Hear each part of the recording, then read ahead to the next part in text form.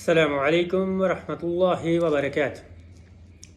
الحمد للہ رب العالمین والصلاة والسلام علی نبی محمد صلی اللہ علیہ وآلہ وسلم۔ اما بعد، اعوذ باللہ من الشیطان الرجیم، بسم اللہ الرحمن الرحیم۔ الحمد للہ، اللہ کے فضل و کرم سے ترجمۃ القرآن کا سلسلہ جاری ہے۔ ترجمۃ القرآن کے سلسلہ میں آج سورۃ الفجر شروع کریں گے انشاءاللہ۔ اعوذ باللہ من الشیطان الرجیم، بسم اللہ الرحمن الرحیم۔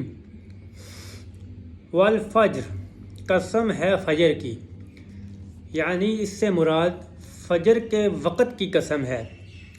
فجر کے وقت چونکہ بہت سی احادیث سے ثابت ہے کہ بہت ہی فضیلت والا وقت ہوتا ہے، اور اللہ کے نبی صلی اللہ علیہ وسلم نے فجر کی نماز کے بعد سونے سے بھی منع کیا ہے۔ فرمایا کہ اس وقت فجر کے بعد نہیں سونا چاہیے، کیونکہ یہ برکت والا وقت ہے۔ تو یہاں پہ اللہ پاک نے قسم کھائی فجر کے وقت کی، والفجر۔ آگے فرمایا ولیال عشر، اور قسم ہے 10 راتوں کی۔ اکثر مفسرین کے نزدیک یہ جو قسم ہے 10 راتوں کی، اس سے مراد عشرہ ذو الحجہ ہے، کیونکہ بہت سی احادیث سے ثابت ہے کہ عشرہ ذو الحجہ نبی پاک صلی اللہ علیہ وسلم کو اعمال صالحہ کے لیے سب سے زیادہ محبوب تھا، حتیٰ کہ فرمایا کہ یہ عشرہ ذو الحجہ جو ہے یہ اعمال صالحہ کے اعتبار سے جہاد فی سبیل اللہ سے بھی زیادہ فضیلت والا اور محبوب ہے، سوائے اس کے کہ جو جہاد میں گیا اور شہید ہو گیا۔ تو اس سے مراد مفسرین نے لکھا ہے کہ عشرہ ذو الحجہ ہے، یعنی کہ قسم ہے 10 راتوں کی۔ آگے فرمایا کہ والشفع والوتر، اور قسم ہے جفت اور طاق کی۔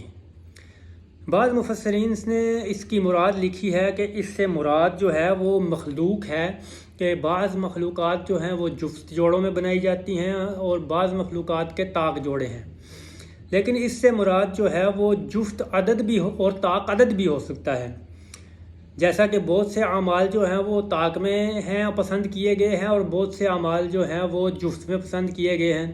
مثال کے طور پہ عشاء کی نماز کے بعد جو وطر ہم پڑھتے ہیں وہ طاق ہیں، 1 3 5 طاق عدد میں ہیں وہ وطر۔ اور عشرہ ذو الحجہ، رمضان کے عشرہ مبشرہ، وہ 10 لوگ جن کی فضیلت ہے، تو یہ تمام عشرات جو ہے وہ 10 کا عدد پسند کیا گیا، اور 10 جو ہے وہ جفت ہوتا ہے۔ تو اس سے مراد عدد بھی ہے کہ جفت اور طاق کی قسم۔ یہ اللہ پاک کی شان ہے کہ اللہ پاک اپنی مخلوق میں سے جس کو چاہیں وہ قسم کھا سکتے ہیں، لیکن انسان کو اور بدرجہ اولیٰ مسلمان کو اس بات کی اجازت نہیں ہے کہ وہ کسی بھی چیز کی قسم کھائے، بلکہ اگر قسم کھانی پڑی جائے تو اللہ کی قسم کھا سکتا ہے، بلکہ اس سے بھی اگر اجتناب کیا جائے تو بہتر ہے۔ تو یہ اللہ کی شان ہے کہ اللہ جس چیز کی چاہے اپنے مخلوق میں سے قسم کھا سکتے ہیں۔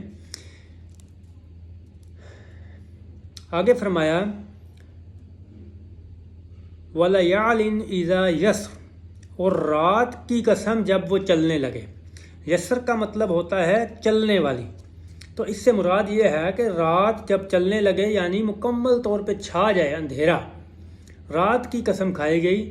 کہ رات کی اس کے علاوہ بھی بہت سے مقامات پہ اللہ نے جو ہے وہ قسم کھائی ہے۔ اصل میں رات کا جو وقت ہے وہ کچھ اس طرح کا ہے کہ اندھیرا ہوتا ہے اور تنہائی بھی میسر آ جاتی ہے، تو بعض اوقات جو ہے وہ گناہ کرنا آسان ہو جاتا ہے۔ تو یہاں پہ قسم کھائی رات کی کہ جب وہ چلنے لگے، یعنی مکمل طور پہ اندھیرا چھا جائے۔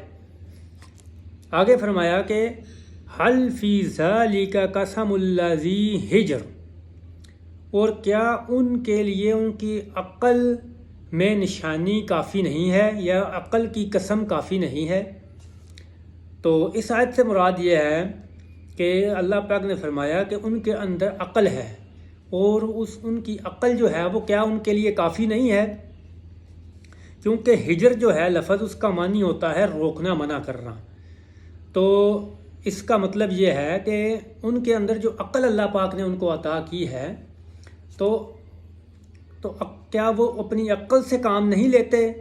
اور اگر ہم غور کر کے دیکھیں تو بسا اوقات جو ہے وہ جب کوئی انسان گناہ کا کام کرنے لگتا ہے تو اس کا اندر اس کی عقل یا جو بھی کہیں ایک دفعہ اسے ضرور یہ محسوس ہوتا ہے کہ یہ کام جو میں کرنے لگا ہوں یہ غلط ہے، گناہ ہے۔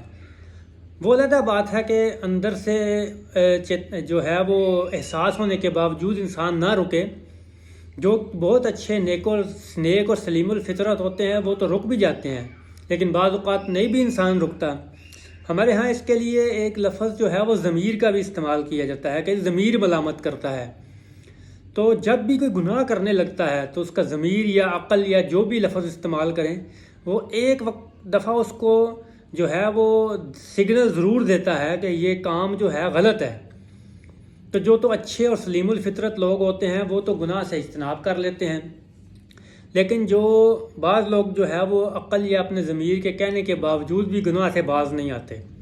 بعض اوقات یہ جملہ بھی استعمال کیا جاتا ہے کہ فلاں جو شخص ہے اس کا ضمیر مردہ ہو چکا ہے، یعنی ہوتا کیا ہے وہ گناہ کر کے وہ جو اندر سے ایک جو سگنل آتا ہے نا کہ یہ غلط کام ہے وہ آنا بھی بند ہو جاتا ہے۔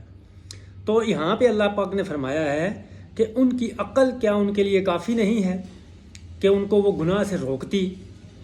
تو اس طرح سے آج سورۃ الفجر کی 5 آیات ہو گئیں، مزید آیات مزید نشستوں میں۔